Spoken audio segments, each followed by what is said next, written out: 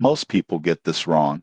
They think Capital Growth Finance is just another investment app. The surprising truth in 2026 is that it offers a complete suite of financial tools including personal loans, budgeting features, and investment tracking designed to help users grow wealth while staying financially organized. Here's how it works. Capital Growth Finance allows users to apply for personal loans, access short-term cash advances, and manage investments all from one platform. Loan approvals are quick, often within a few hours, and repayment schedules are clearly displayed before you commit. The app also shines in financial planning. You can set monthly budgets, track spending, and monitor investment performance in real time. This visibility helps prevent overspending and ensures that you are making informed decisions with your money. One standout feature is goal-oriented investment tracking. Users can set targets for retirement, education, or other major financial goals, and the app provides regular updates on progress, recommended adjustments, and risk management tips. The downside, over-reliance on loans or cash advances may lead to higher fees,